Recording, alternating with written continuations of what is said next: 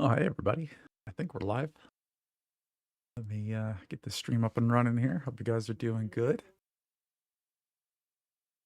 Wait this out. Get it fired up here. Make sure we're live. Yeah, that looks good. Turn that off. And all right, cool. Let's make sure there's no sound issues. Chat. All right, cool. Sweet. I think we're good. And then let me post the links. Give everybody a sec. Got a lot of cool stuff today, man. I feel so lucky. I feel like Richard's been like saving this like the good content for us here, man. Like, oh my god, I start live streaming every day and he's doing updates to the software for the last 2 days. Like, incredible. Like, heck yeah. Love it. All right, let's post some links here. And Twitter real quick. All right, cool. All right, I think we got it. Okay, so let's get Twitter going here. All right, so big PulseChain updates today. It looked like. Let's get to Twitter and let's pull up Richard here. Richard. Oh, I'm not sharing my screen. Let me do this. Yeah, there we go. All right, here we go. All right, so let's see what Richard just tweeted. A little here. All right, cool. Okay. So Richard tweeted this.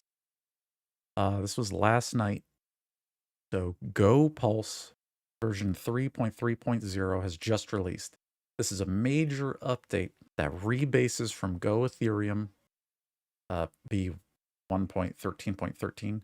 We're going to version 1.16.3. This release brings significant performance improvements. Thank you, Ethereum, for testing software on mainnet Ethereum before benefits are integrated into PulseChain. So I'm not going to click on the pictures. We'll actually go to the official GitLab and we'll check it here. What does he say? Which says you can run your own archive node under 2 terabytes now. Just sync from scratch. Don't update an existing database if you want that ability, which the path-based database instead of a hash-based database brings, and is probably one of the best features of this release. Archive nodes used to take 12 terabytes. And then only difference, boss, is under 2 terabytes for an Aragon archive node. Geth is consuming way more than that. Yeah, I'm not sure if this is accurate. We can do a test though, because we've been using path-based databases for a while now, and yeah, just like we talked about yesterday, right now a Geth node only takes like 1.1 terabytes of space for a regular non-archive node. So I don't know how big it's going to be to run an archive on Geth, but we'll do it actually. I've got extra nodes and we can actually like set one up together. Maybe we'll start tomorrow. That should be a great project for tomorrow. We'll set up a node and then we'll try to get it going. Let's go to the GitLab. Let's go to gitlab.com/pulsechaincom. Okay. And now let's go take a look at the actual update. All right, so if we scroll down, we go to Go Pulse. This is the Pulse chain written in Go. If we go to manage and then activity. And yo, what's up, Hexkong? Hey guys. Hey, I'm just seeing you guys here in chat. Yo, it's it. Egen, Flex, Lance, David Morales. What's up, guys? Good to see y'all here in chat. Thanks for being here. Yep, we're just going over the patch notes. Finally, we've got a big old patch. So, okay, let's take a look here. All right, so we can see there's 3 updates here. 21 hours ago was the release, and then he pushed a tag, and then he just tagged it. All right, so let me actually click, I think, on the new tag. And then if we click on latest tag, go back to, there should be like a patch notes list is what we're looking for here.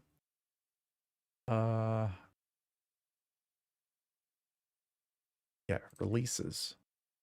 Here we go. All right, so this is it. This is the latest PulseChain patch that just came out.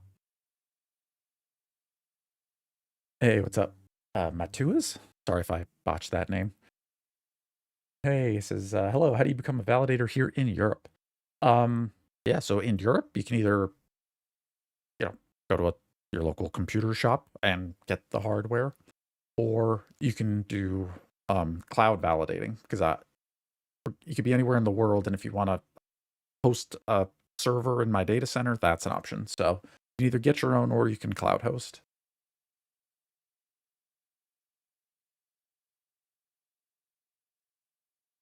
Awesome. And then Roger, I'm heavily contemplating buying one of your validator subs. I want to run my own RPC and also have a validator node. Can I do both on a single system? So yes and no. It's bad to run an RPC and a validator at the same time, because when you make a validator server, you're putting stakes in there. You're putting live keys with 32 million pulse in a validator computer. So you don't want to open up an RPC for people to connect their MetaMask, because it might be security holes in the validator. You don't want that. That's not good. You should really do one or the other. Either have a validator computer, and then if you want to do an RPC server, do that as a separate computer. That way your validator doesn't get hacked. Yeah, that's the best way to do it. Could you do both on one? Yes, you can, but it's bad to open the RPC ports like that. I wouldn't do it. Yeah, that could be bad. So I hope that answers your question. Yes, I would recommend splitting it. Yep. Hey, what's up, Cal? Yeah, Matt. Yeah, that sounds good. Yeah, you could definitely, you could just build a computer. I mean, any server works as long as it's got, the key is the 4 terabyte hard drive. That's really the key, is the 4 terabyte solid state hard drive. You want a fast hard drive. That's really the key. All right, cool. Okay, so let's take a look at the latest version here. We're on version 3.3.0. So this is like latest update for PulseChain. Let's go through it. So Go Pulse 3.3 is a major update. Rebases the code base from Ethereum. It incorporates all changes from versions. We're going up to 1.16.3. This release brings significant performance improvements. Note that while this version includes client-side support for forks like Pectra and Fusaka for Ethereum, PulseChain remains on the Shanghai Capella fork. So PulseChain is, we haven't taken in all of the new patches. Like, we don't have Pectra and Fusaka. So PulseChain remains on Shanghai and Capella. So if you're making smart contracts, if you're a developer, that's something to be aware of. We're technically not. We don't have all the latest, whatever these, I don't know what these do yet. We could look if we want to. We can go through we can compare Geth and PulseChain side by side and see what the differences are in a bit. Okay, so here's the big one. Upgrade instructions and database considerations. While there are no major database format incompatibilities, there is a major update, so it is advisable to monitor for any post-upgrade issues. New log filtering index, filter maps may require rebuilding, which could take a long time and increase storage. The 60 gigs for a full chain index, not much. If you encounter state history or indexer problems, a resync may be necessary. And I will show you guys how to resync after we get through the notes, because we can use my delete databases script on my GitLab. So I'll show you guys how we can like do this update. Basically, I'll show you how to delete the database here in a minute. Hey, Crypto Jake, what's up, my man? Yeah, smash that like and subscribe, much appreciated. Totally. All right. This is good. So path-based storage is now the default. Awesome. I have to make an update to my software. because of this. I manually put this in my script, so now it's the default, so now I can remove it from our script. This is good. This is a huge upgrade. Path-based storage right here, what this means is it's how the blockchain is saved on the computer. Like the actual like database file, like a file on your computer, like in a folder. This changes how it's created, and it makes it faster, and it supports more efficient pruning of the state and significantly reduces storage usage.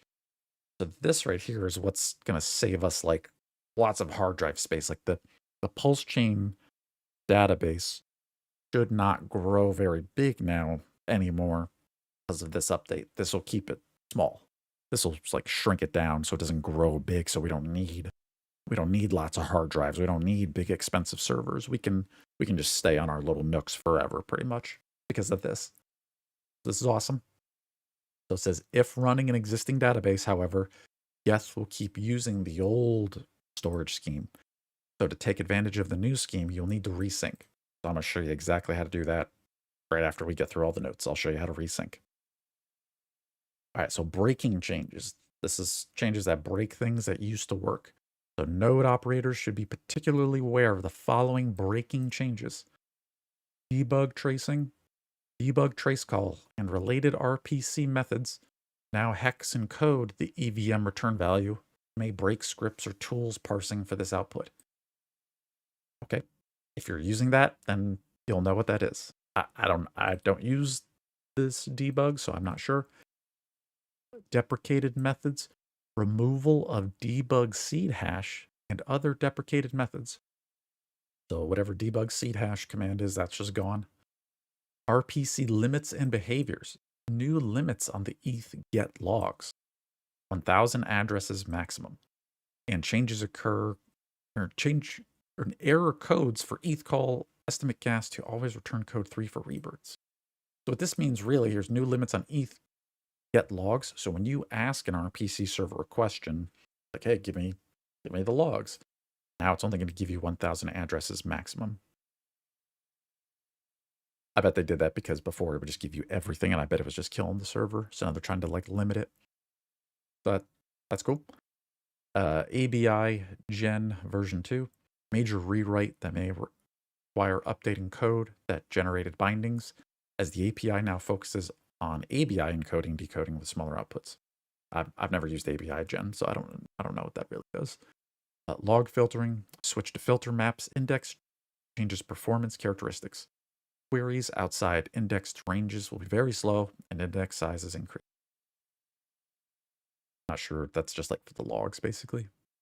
All right, so major upstream changes, performance improvements. Here we go. Transaction relay, stabilized transaction relay peer selection for enhanced network reliability. This is like when the computers talk to each other, like when my validators in the data center talk to you guys out there at your houses. This is like the peer-to-peer networking. I think it just makes it better and faster so they can find each other, like talk to each other like a little better. That's cool. Database operations, parallelized DB inspect command for significantly faster database analysis. That's awesome. Parallel means it could do like more than one at the same time. So now you can do a bunch of database inspections. So now you can like, just batch them out. That's cool. EVM execution, reduced memory allocations when comparing transactions, leading to faster execution. Like, this is awesome. State management, implemented tree node prefetching to increase loader performance. Block building, enhanced performance with blob transactions, improving block building efficiency. Memory optimization, reduced memory allocation in the tree hash function and other operations. Now our servers it'll just use less memory of the computer for the validators. That's good. Background sync, improve the background sync mechanism of the freezer. And the freezer is where like I think it like a database where it just like shoves all the old stuff, like all the like the ancient history and like stuff from years and years ago that's not needed. Snap sync, significant speed ups in snap sync process through faster tree proofs and optimizations. Awesome. So that means when you first set up your validator, it'll just synchronize faster. It'll just get up to speed quicker, which is good because that means you're up and running and mining faster. right now, depends on your internet speed. But like if you're going from like a blank computer to like a full database download, it's about 4 to 8 hours, depending on your download speed. I want to say like 8 hours would be probably more common for synchronizing your pulse chain. What else we got here? We got blob storage, post Cancun optimizations for blob transactions and storages, transaction validation, significant improvements in transaction signature validation speed. So, cool. Very cool. So Roger, is it possible that the public's RPC will all go down and be overloaded and we can see extremely high cost to extract because everyone will be outbidding each other to transact? Well, yeah, yes and no. Like it's possible that the public RPC could go down and get overloaded if enough users were hitting it. That's possible. I don't know what those limits are. It is possible. And then that's separate from everybody outbidding each other for the gas, right? Like the RPC could get just overloaded with just requests from MetaMask and like, what's my balance on my wallet, right? If everybody downloaded Internet Money Wallet all at the same time, right, at like 1,000, a million copies, that would hit the RPC server pretty hard, and nobody even did a transaction. They're just like, what's my balance? So that is one thing, and then everybody outbidding each other, that'll just make the PulseChain gas price go high. If PulseChain's popping off and like price is exploding and everybody's swapping and everybody's bridging over and they're going nuts, right? The cost of PulseChain gas will just go up and up, be like 1,000,000 beats and then 2,000,000 beats. So, it could ramp up, but that is separate. Like gas prices and RPC connections, like those are two, they're not connected. They're separate things. But it is possible that, yeah, RPC could break while things are pumping. Like it could happen at the same time for sure. Andrew Garrett says 5 year cycle now. Any thoughts? You still have time for 2025, but runway short. And I don't understand. I don't know what that means. Like, I don't know. I mean, I've been here longer than 5 years. I don't know. You just got to take it day by day. Because who knows what next year brings, or 2 or 3 years from now. Like, it's impossible to predict the price accurately, right? Because there's too many variables. So nobody knows the future. I don't think so. I don't know. My goal is just mining every day. Got to get more coins every day. My 5 year cycle plan is in 5 years from now. Do I have more PulseChain or do I have less PulseChain in 5 years? Hopefully more, right? Slarty Bartfest. Are you still doing cloud hosting? Yes, I am. Yep. Yeah, totally Slarty. Yep. I've got cloud hosting in the data center. So if you want to rent the private dedicated like validator just for you, right? You get your own Intel NUC in the same data center shelf right next to mine. So yep, I still do those. And those are good for people who live in like Puerto Rico where the power goes out every day, or you're losing electricity or the internet's going out, or if you're in some place where the undersea cables got cut or, there's all kinds of reasons why you might want to host somewhere else other than where you are. As much as I love home validating, and we do want PulseChain to be decentralized, which it already is, right? There's tons of home validators, I promise. Home validating is good. It is the best, but not everybody can do it. Not everybody has the fastest internet. Not everybody has the skills. Not everybody has reliable power.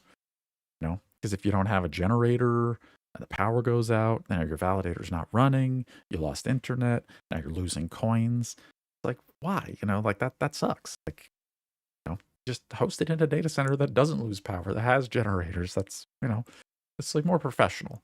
If you have the coins, right? Like if you have a lot of PulseChain, it makes sense because you're gonna earn more PulseChain than what the price of the cloud hosting costs. Then it makes sense. All right, so get to core enhancements.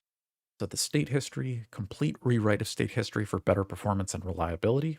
Awesome. Transaction pool, multiple improvements to transaction pool correctness and performance. Nice. The tree operations, or is it tree or try, or I forget exactly how they pronounce it. significant memory allocation reductions for try operations, file-based state journal, introduction of file-based state journal for better state management, jump destination analysis, added interface for jump destination analysis cache. Cool. I don't even know what that is. Transition state object, introduction of the transition state object for better state handling, beacon chain, updates for Compella, Shanghai, and Deneb activations with light client support for Electra. History expiry, preliminary changes for EIP 4444, portal network integration. And then state pruning, fixes and improvements to state pruning mechanisms. So these are just updates to how the computer runs the software. These are just performance upgrades. That's awesome. Just good. Good. RPC and API improvements. So gas estimation. Added a pre-compile overrides and do estimate gas for more accurate guest estimations. Hopefully that'll help all the wallet makers out there for having accurate guesses. Like when, because on PulseChain, me personally, I do it manually. I go into my wallet and I manually set my gas price higher than the fastest gas price on PulseChain. So like yesterday, let's do an example. I'll show you. So if we go to G4mm4.io, this is Gamma's website, and then we look at the gas price. Right here it says 0.69, nice, MB. So this is means a million. MB is a million beats. This is 700,000. So when this is less than 1, when it's 0 point something, I set my gas to 1 million in my wallet. So I want 1 million gas. And it still costs a penny, right? It's still like cheap. But I want to make sure we get over the 700,000, right? And then your transaction is guaranteed in the next block. So hopefully this update right here makes it so maybe I don't have to do it by hand anymore. It'll just, the wallet will smartly know how to get the gas price. We'll see. So that's cool. We'll see if it makes any improvements. Log filtering, major performance upgrade with new map filters indexing, replacing bloom bits. Yes, I've seen bloom bits when you're first syncing your validator. The first time it's setting up and downloading, there's a part where it says like bloom bits. It says updating database for bloom bits. And then it shows like a percentage and it counts from like 0 to 100. So this must be this is the new filtering, like places bloom bits, which is cool because bloom bits takes like, I don't know, like a half hour, and you see it like kind of counting. You see it counting up to 100. So maybe this will be faster. So that's cool. RPC limits, implemented limits on the get logs. So yep, only 1,000 addresses at a time for better performance. It's probably DDoSing the servers. The RPC servers are probably getting slammed because of all the requests. So that's cool.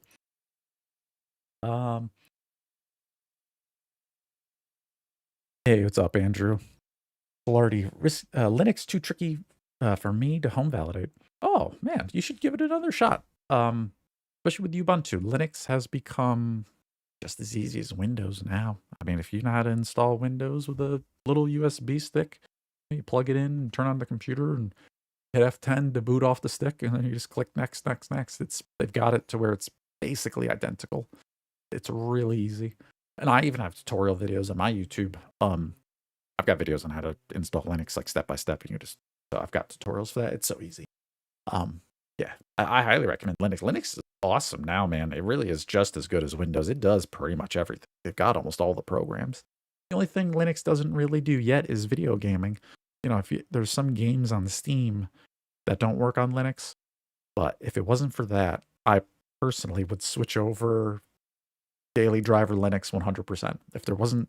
If the games I loved weren't on there, then they'd have me. But for my crypto laptop, like my personal crypto laptop, like obviously I don't do any crypto stuff on this streaming PC. This is a stream computer. This is Windows. On Linux on my laptop, I love it. It works. It's awesome. Yo, what's up, Corey Investor? Yeah, 2 for 2. Yeah, man, I'm gonna be here every day, dude. This is my new job, man. Yeah, Corey, every day. Except for weekend. Just weekdays, Monday through Friday. I'll be here every day. And if I'm not, then thumbs up. What's up, Glockmatics? Wanted, good person, sincerely criminals. Yeah, you guys see my shirt? Got a little wanted poster for Richard here, my shirt. Yeah, speaking of, shout out to the PulseChain store. I've got a coupon code later. I'll give you guys if you guys want some coupon code for some merch. Okay, all right. So back to our updates here. WebSocket added set WebSocket read limit in RPC server. That's cool. That way you're not getting DDoSed. GraphQL security added query depth limit to prevent DOS attacks. There you go. That's what they're trying to do with all these updates here. They're just trying to limit the amount of strain on the RPC servers, right? So they're not like getting crushed all the time. So this will be huge for us. This is probably awesome upgrades for the PulseChain RPC. Like the rpc.pulsechain.com. That's the official one run by like Richard and the dev team. So this should hopefully improve performance. EIP 7910 implemented ETH config JSON RPC method. And then debug methods, enhanced various debug methods with better error handling and consistency. So awesome. A bunch of bug fixes. We'll blaze through these real quick here. Live tracer fixed critical bug preventing use of live tracer with geth VM trace. Mod exp precompile. Blob transactions avoided loading the same blob transaction multiple times. That's cool. State archive fixed problematic interaction between state archive and SnapSync. Developer mode fixed rare crash in geth dev related to debug sethead. Transaction pool fixed issues with local pool not tracking pending nonces correctly. Log indexer fixed issue where log indexer would accidentally delete try nodes. Wow. EVM fork scheduling resolved corner case related to out of order fork scheduling. Lab pool database implemented recovery mechanisms for disk corruption fault. So that's cool.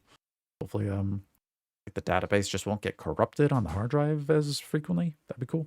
Because sometimes that happens. That there was a bug. I don't know if the fix is in it. Maybe I don't know. I forget the number. There was a known bug in Ethereum. Sometimes the database on your validator computer just got corrupted, just like got messed up. And then Ethereum patched it. So I'm hoping that patch is in here. EVM fork scheduling resolved out of order fork scheduling issues. Okay. And dev tools, supply tracer, security and stability, transaction validation, improved performance of transaction signature validation. Nice. Memory management, reduced memory allocation for try operation significantly, better error handling, and DOS protection. This is great.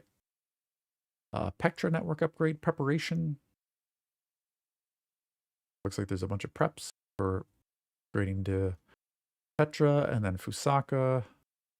Acknowledgements. We extend our gratitude to the Go Ethereum development team and the broader Ethereum community for their contributions and support. Thank you, Ethereum. Yeah, thanks, Vitalik, for making PulseChain better.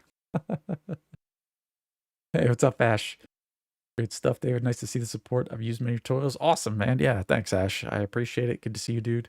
I hope the tutorials are helpful. That's why I wanted to make those for everybody. You know, free open source software. There's no charge for my tutorials. The software is free forever, right? That's how it should be. That's open source software. Yo, what's up, Franklin? Good to see you, my man. And Conspiracy Crypto, what's up, fam?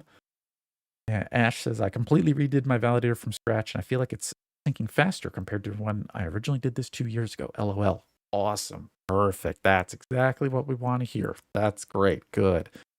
Yeah, it should be faster now. Definitely. And tomorrow we'll do one. I'll get like a validator. We can set one up and we can actually like put it to the test. I'll let it cook overnight. So really cool. Now if we click here on the latest releases, this will bring us to Ethereum notes, and then we can go check. If I should go to releases, let's just see how far behind we are. So we were on, this is 0.4, and we've got 0.3. Damn, we're already up to almost the latest. When did this come out? 5 days ago. All right, cool. So PulseChain Yeah, 1.16 to 4. Yeah, okay. So, wow, PulseChain is on the absolute latest other than 5 days ago. That's cool. This is great. All right, so that means that the database issue has been resolved because the fix was back here. And I want to say, oh, we got to talk about this. Yep. All right, so before I forget, let's go back and let's talk about upgrading because there's the database upgrade. Where was it? Okay. All right, while there are no major, wait, path database storage is now the default. Okay. So let's actually log into GitLab. Let me pull this off screen here and let me log in. And then we're actually going to go to my GitLab live and we'll actually fix my software right now. Do it right here. While we're chilling. All right, so I'm just going to sign into GitLab. Let me get my thing. My life is a multi-factor code, I swear. So many codes. Okay.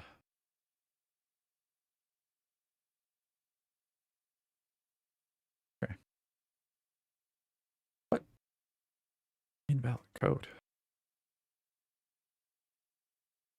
Try this again.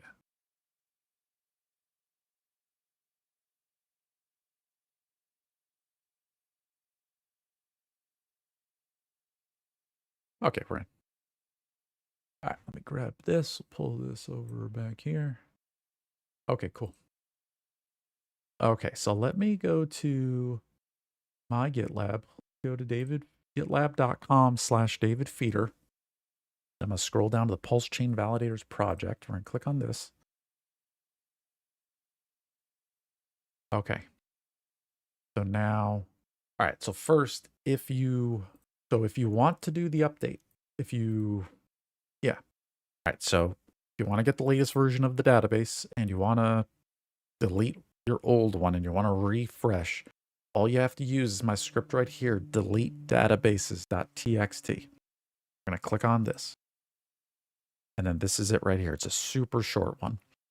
And then if you're in your validator computer, you can click on the little download button here and it downloads the text file. And then you can double click that and then it'll pop open. But all you do is you're just going to run line number 3. Let's read line 1. Line 1, warning, this will delete your database and cause 12 hours of downtime to resync the entire blockchain. That's what we want. And line 3, just copy and paste this and put it in your terminal. This will stop all the validators, right? This stops everything you've got running. And then line 5 is what actually deletes the database. It actually changes folder into the blockchain folder. And then it does a delete the geth folder. And then it deletes the beacon chain data folder. So this literally deletes both of them. It deletes both databases. Then line 7 says, now use the PulseChain mainnet shutdown and startup script to restart just like normal, right? So stop, delete. Now your database are deleted. Then you go to the normal shutdown and startup. And then you just use line 7. And then you start up your validator again. That's it. All you got to do is use delete databases. And then that purges it. And you rerun it. And then you got the latest version. That's it. There you go. You got it. Yo, what's up, Bitfinesse? Bitfinesse says, what do you think the blockchain will be used for in 50 years? Do you think it'll be used to make speech uncensorable, but actual speech, not just spending speech? Yeah, probably, because, blockchains are uncensorable databases. So yeah, even on PulseChain now, yeah, you can upload PDF files, you can upload images, like whatever, anything you want to not be censored, adding it to a public database will definitely work. And then you can even write software which goes and reads those databases. So yeah, I think writing down information permanently is a great use of the blockchain. Definitely. And yeah, and money, is just goes with it, right? Accounting, right? Just counting. So yeah. I mean, hard to say 50 years, right? Because then the software is going to be wild. Like, I mean, yeah, 50 years is a long time. That's a real long time. So yeah, okay. So delete databases, that will refresh it. Okay, so now, all right, so now the state scheme being path is the default. So now if I go back to my script, we go to install validator, and then I want to edit this, and then I want to edit this single file only. Then we got to find the geth line. We want to delete the path. All right, so we go to line 15, sudo docker run geth, network host. There's the blockchain folder. There's the software, PulseChain, RPC, data dir. It is state scheme equals path. Okay, so I can delete this now because this is included by default. So when you run the PulseChain software, it's going to do this automatically. So I'm going to go ahead and hit delete and delete. Okay, so now that's gone. Then let me click commit changes. Then we say removed path, removed state scheme path, because it is now the default. Commit. Okay. All right. So that, take a look, make sure that's saved. So line 15 is guess. Then we go over here and good. Okay. So now that's updated. So now it's automatically on the default. We don't need to specify the path anymore or path. That's cool. All right, so let's go back a level. And are there any other scripts I have to do that same change in? Probably the restore validator from existing. Let's go edit single file. I'm pretty ghetto. I'm not a real developer, man. I'm a script kiddie. So like a real developer would be using like probably a different program. They wouldn't be doing this in their web browser, and then they'd be like pushing these files up to Git, and they'd be doing all kinds of fancy stuff. This is low tech, man. This is so low tech. All right. So if we go to geth, we got to look for every geth line. All right. We scroll all the way over. State scheme equals path. So we're going to delete that right there. We don't need it. Changes. Let me say removed path database, because it is now default. All right, cool. So we save those changes. All right, cool. So now all right, so this one's good. The install's good. Check add new and restore. This one does not have any geth commands. So we're good on that one. We'll just go through them all real quick. No, that one's good. Delete databases, that one's good. Exit validator, no, that one's good. No IP instructions, no, that one's good. README, store validator, kind of just did. One's good. Make sure there's no more instances of it. Okay, that looks good. And then shut down startup. One more. All right, so let's edit this one right here. Edit single file. Bit finesse. Being a script kiddie is like playing the guitar with power chords. Yeah, pretty much, man. It's like I'm playing air guitar. Really, I'm just just playing air guitar. This feels like. And if you do use state, Ash is asking if you use state schemes set to that, will it be the same? Yeah, yep. So if you were already using my scripts, there's no change, right? Because we were setting it as the default manually, like we were typing it in, and now it is the default. So if you were already like if you just set up your validator like yesterday, like you're good. Like you're already even last month. If you set up your validator last month, like you're good. Within, I forget when Path came out. It was like a year ago, maybe a year and a half. I don't recall.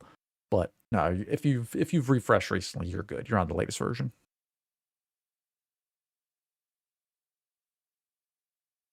All right. Let's get this one here. So line number 7. And get rid of state scheme equals path. All right, cool. Commit changes. And we say move to path because it is now the default. All right, baller. Okay. Looking good. All right, cool. So yeah, so if you want to refresh your validator, go ahead and use the delete databases and then do the shutdown and startup. And you're back up and running. That's it. You're on the latest version. So pretty cool. That's that. Pretty wild. That's awesome. So yeah, I don't know if the whole archive node's going to fit because the beacon chain database is still there for Prism Pulse. So, but we can test it. We can put it to the test. We can try it tomorrow. We can build we'll build a validator and then we'll just sync it basically. We'll just let it rip. I'll get that prep for tomorrow. We'll have some fun. We'll set one up. Any other updates from Richard? What's going on out there? Already saw that yesterday. All right, cool. So yeah, huge update. Huge update, guys. This is pretty sweet. Let's go to PulseChain.com. Check the price. Where are we at today? 40359. Like the lows from April is still held, right? The 19. So we're I was there, man. I was there. I mean, I'm here every day, but that was savage. I mean, I think I tweeted that was the bottom, man. I swear that was a beating. That was a savage beating. You could feel it. Scoop that up though. Jeez, you could have doubled your money in like 50 days. That's crazy. How's PulseX doing? 40239. Nice. Ink is $1.42 and Hex is 1/8 of a penny. So we're hanging in there. We're not out of the woods yet. We're hanging in there. Let's get a trading view. See what else. How the market's doing? Let's take a look at all the markets. Hornet says, if only MetaMask gave us an airdrop. Yeah, right. Ash, yeah, that was insane back then. I had to have a beer during that. Yeah, back in April. Yeah, man, that was savage. That was rough. All right, so let's look at everything. Where's the S&P? S&P 6,700. Coming down off those highs. But pretty much at all-time highs of all-time highs. That's awesome. Crypto market cap almost at $4 trillion if you add up all the crypto coins together. Pretty sweet. Dixie is at 97. The 10-year yield at 4.1%. If we scroll over here on the edges, we can actually, let's open the super charts. Take a peek. All right, so let's start with PulseChain. And we can, these are 4-hour candles. Yeah, that's fine. All right, so yeah, MACD positive up above the pivot. That's kind of cool. Trying to come back down, and MACD up above the pivot, heading up. They were slamming it 5 days ago. Slam. Look at that negative, that RSI. Super negative. They crushed it.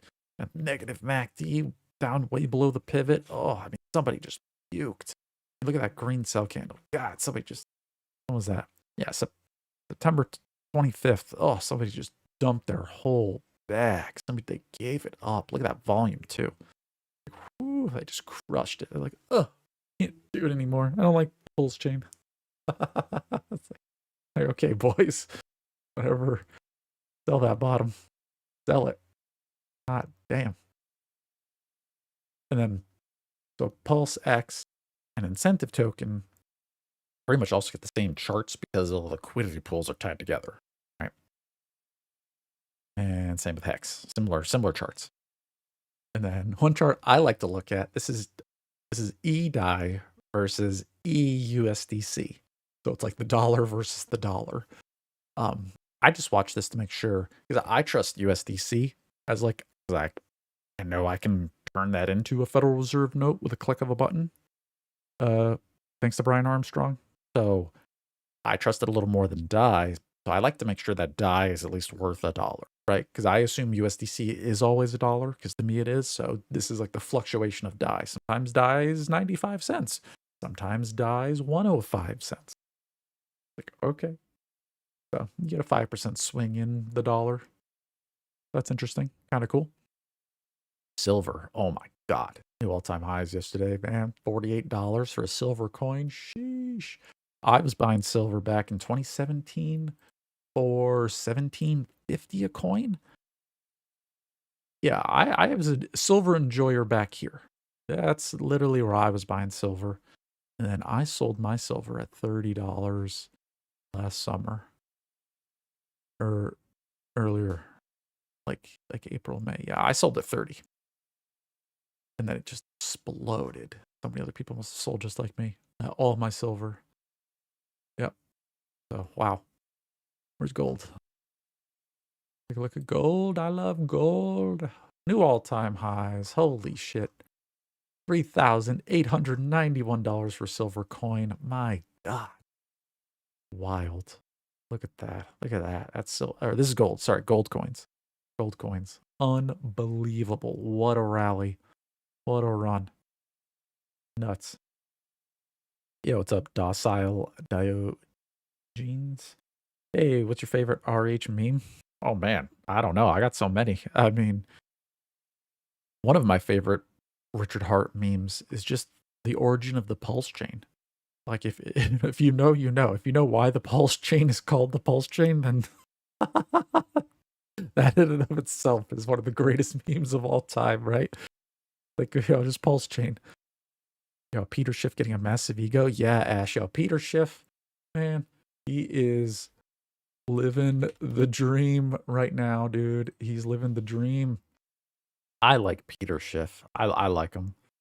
He's a smart guy. Silver's at a new 14-year high, trading above 47.60. Time is running out to buy below 50. Don't wait any longer. Buy your silver today. Don't buy your silver today. You should have already fucking sold. I'm telling you, I already sold my silver. Sell. If you have silver, fucking sell. What are you doing? Do not buy the top, you fucking retards. Do not buy that. Do not buy that. Yeah, come on.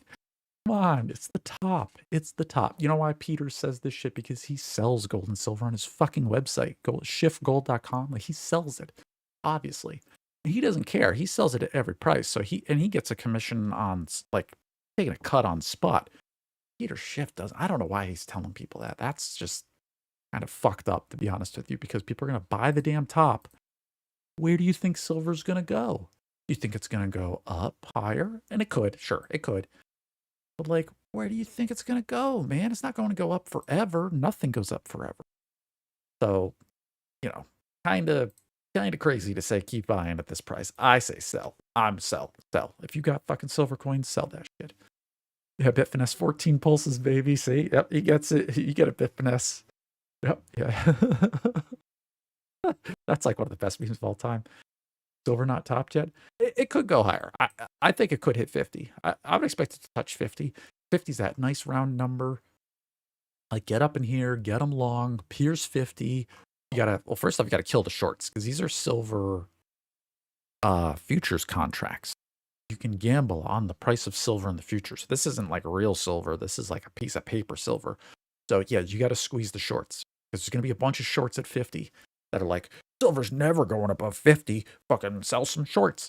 Well, you got to squeeze the shorts, right? So people get long. So the big boys buy the silver. They're buying physical and they're buying long,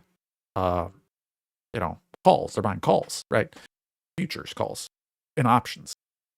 So yeah, pump it, and then all the guys who are betting short, they get crushed. They lose all their money. Then they dump it, right? So I could totally see silver, hitting 50, 52.50, get them long. Peter Schiff will be screaming. He'll be like, oh my God, it's the freaking best. Oh my God, we're going to $100, 75. And then once it hits like 55, 60, boom, dump it. Dump that shit. That's what I would do, man. Get them long and then crush it. So, but, silver is a precious metal.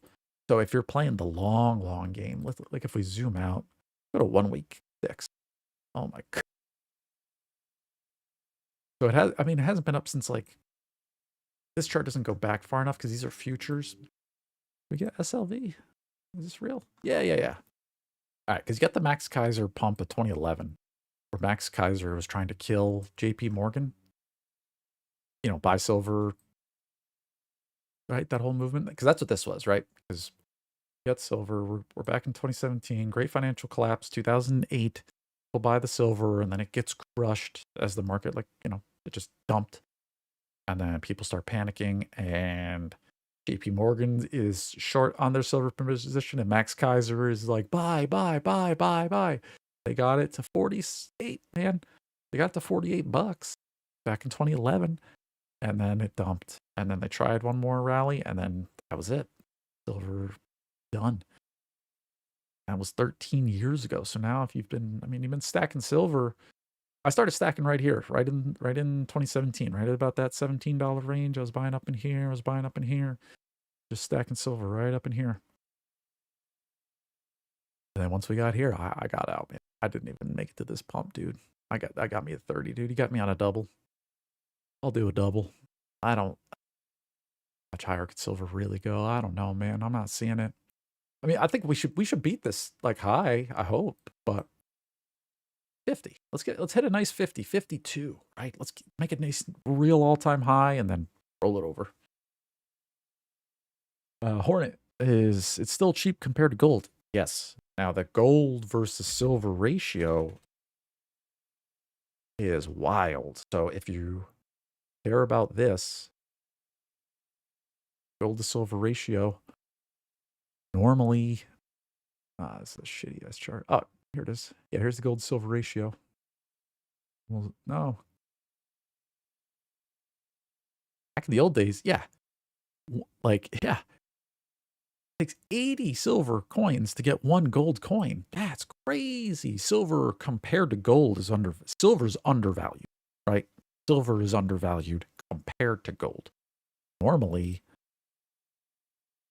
yeah, like 20 silver coins used to get you a gold coin, or 30 or 40 or 50.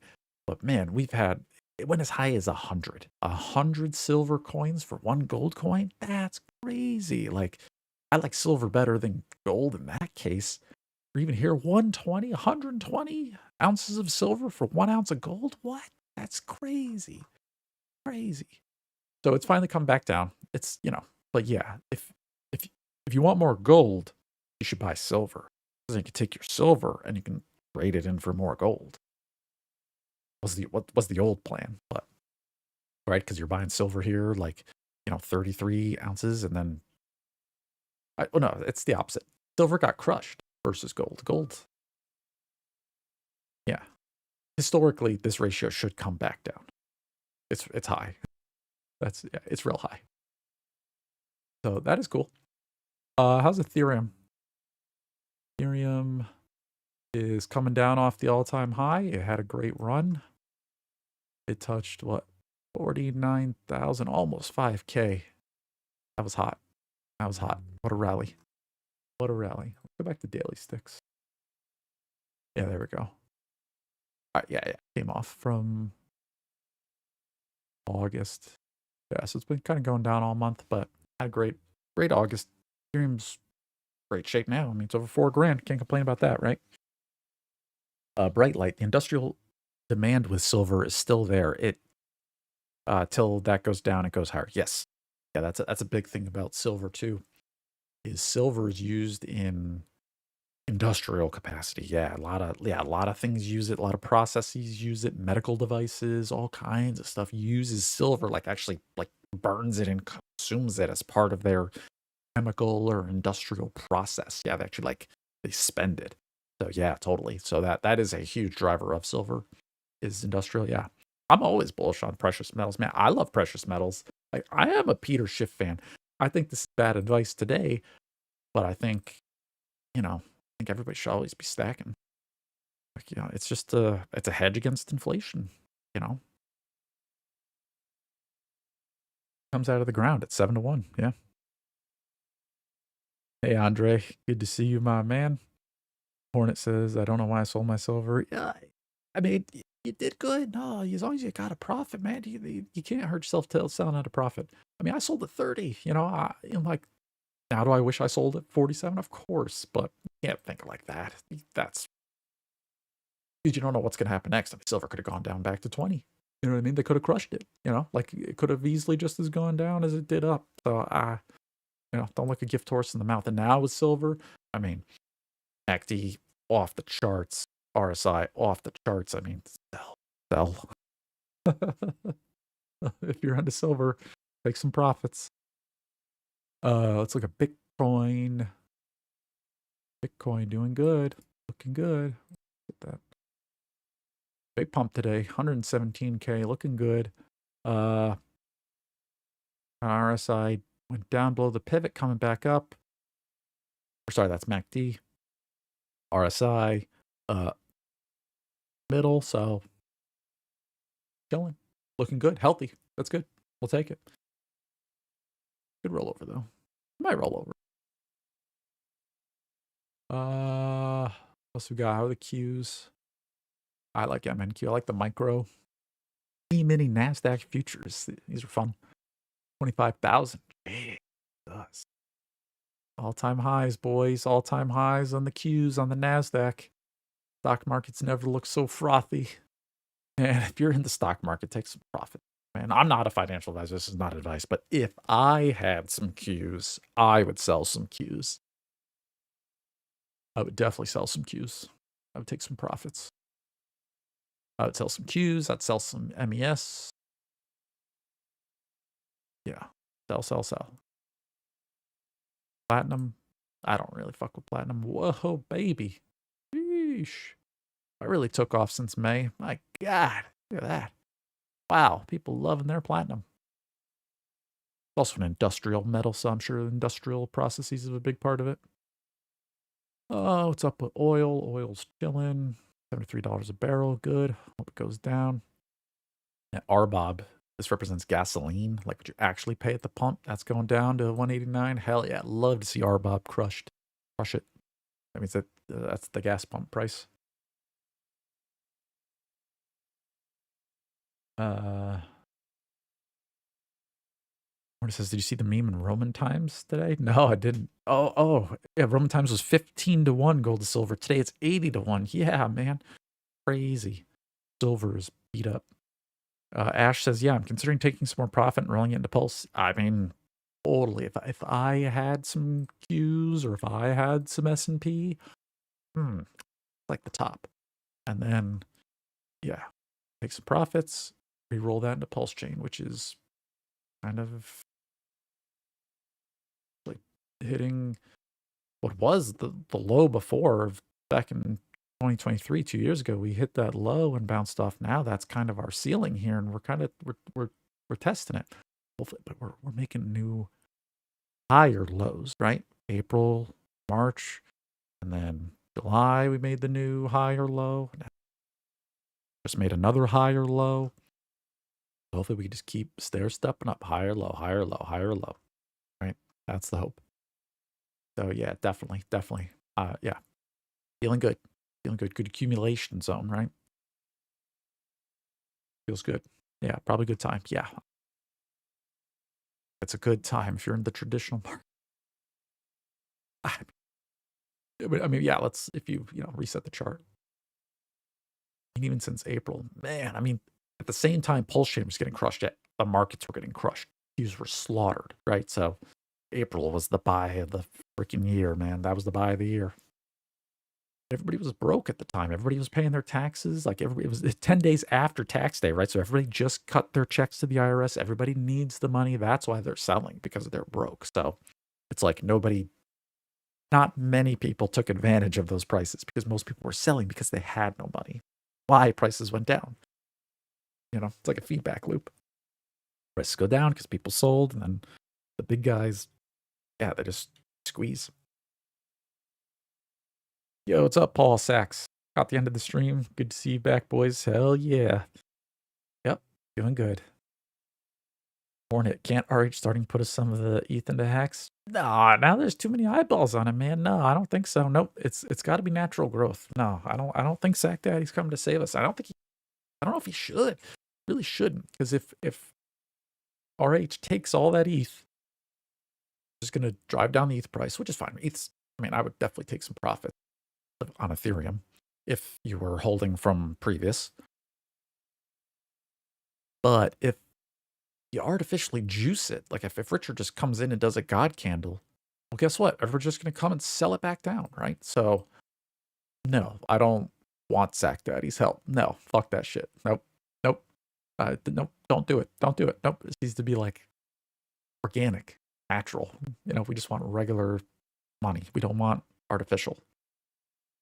We don't want steroids. It's like steroids. It's like, no, we want to be a all natural runner. We want to be lean and fit and lean, no fat. No pork. That's how I would do it anyway. If it was me, I wouldn't put the sack money into PulseChain. No, I would no, you could take some ETH and put it as liquidity on PulseX. That might be good. Give people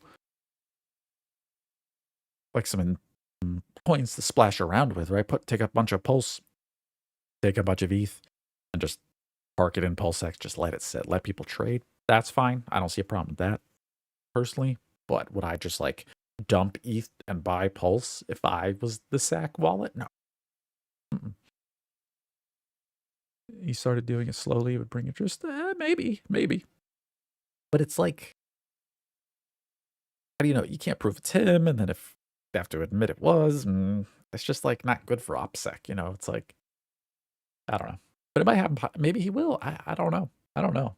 But I'm not like betting on it or counting on it or wishing for it. Like you never know who buys or sells. Yeah, you can do the chain analysis and you can go look and see which wallet did it. But like, do you really know who controls that wallet? Does it matter who clicked the button? Not really. It doesn't matter who does it as long as somebody does it, right? So I don't know. It's beyond my pay grade. Yeah, Bright Light, I like your view on the sack wallet. Been thinking the same. Yeah, it's not part of it.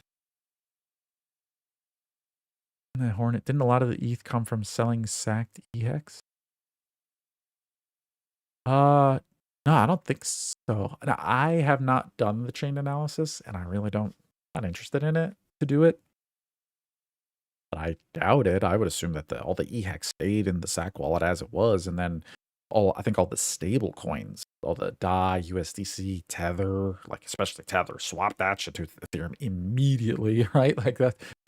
Sack wallet, dump the Tether, dump the DAI. Well, I became the number one DAI holder. That's on Richard. And Richard's in a different jurisdiction than the United States, so it makes sense in that perspective. Because USDC, they'll just shut it off, right?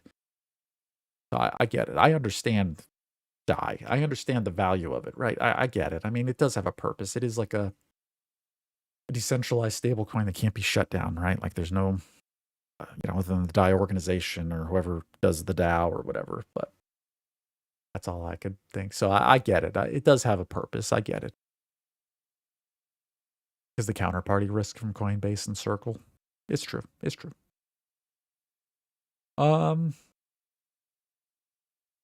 What else is going on in the markets?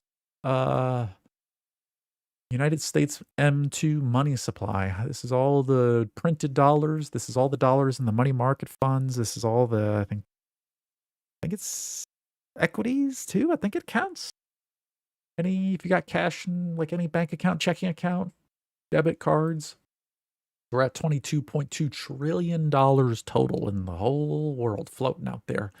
With a recent 80 billion printed by the Federal Reserve. Very nice. Thank you, Mr. Powell. They were coming down like they should have, but now they've back in January, they turned the printing presses back on.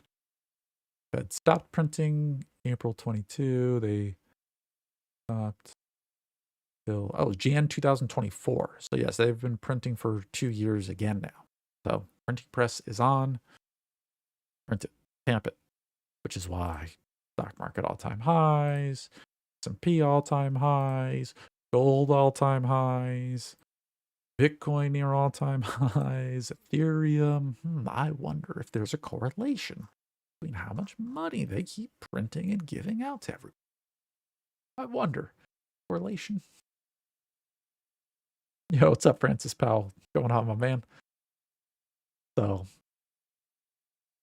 yep, interest rates coming down a little bit. So, yeah, markets are at all-time highs, boys. Everything's cooking. So, all right. Well, I think that's about it for today. That was a good power hour, good lunch hour on the Pacific West Coast. Yeah. So, guys, go ahead and update your validators if you want to. Use the delete databases.txt, and then just do the shutdown and startup.txt, and then you're on the latest version. Shout out to Richard for the update. Good stuff. Super cool. Yeah. All right, guys. And as always, if you want to be a validator, you can go to validatorstore.com. Come on down. I've got plenty of hardware kits in stock. So you scroll down. If you want a hardware kit for your house, if you want to be a at-home validator, hit me up. Got them here. Got the cloud hosting validators if you want to rent one in a data center and not have to worry about the hardware. I've got that. Got the alerts. Got remote terminal. I've got free tutorials. Somebody was saying earlier, like they didn't know how to install Ubuntu. I've got a video that shows you how to make the Ubuntu stick right here, how to make the USB stick, and then how to actually install the Linux. I've got that right here. So these are all still good, all these old videos. And yeah, you can hire me if you already have a computer and you just need want to do a Zoom screen share, you just need some help.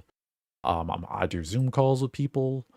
I've got private RPC server if you want to have your own private RPC for software or MetaMask or whatever wallet you've got.